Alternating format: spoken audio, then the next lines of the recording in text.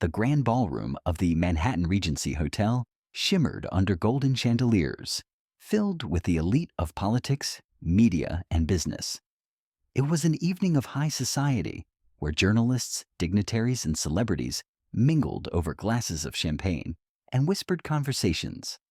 Among the attendees was Barron Trump, now a poised and well-spoken young man who had long lived under the scrutiny of the public eye.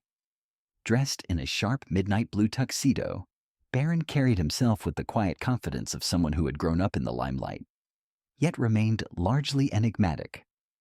Despite being the son of a former U.S. president, he had kept a low profile, choosing dignity over the spectacle that often accompanied his last name.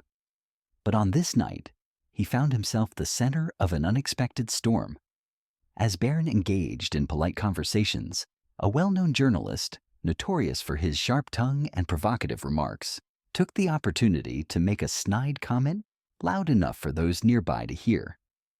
With a smug smirk, he remarked, "It must be exhausting growing up in a golden tower, never having to earn anything on your own. I suppose some people are just born lucky." A hush fell over the immediate circle.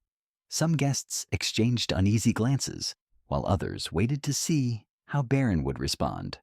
The young Trump could have ignored it, laughed it off, or brushed it aside with diplomatic restraint. But instead he turned to face the journalist directly, his expression calm but unwavering. "Lucky?" Barron repeated, his deep voice cutting through the tension. "Luck might get you an invitation to a gala. Character determines how you leave it." The room fell silent. The journalist, caught off guard, attempted a half-smile. But Barron wasn't finished.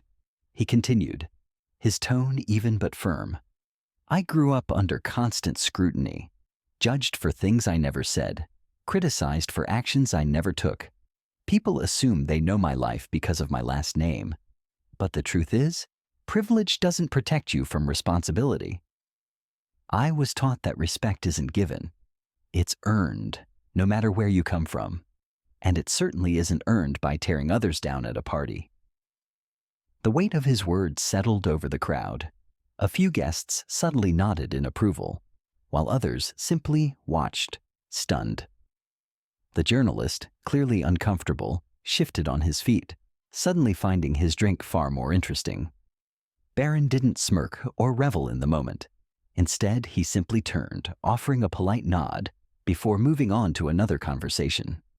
The power of his response wasn't in any exaggerated outburst, but in its composure, calm, collected, and commanding.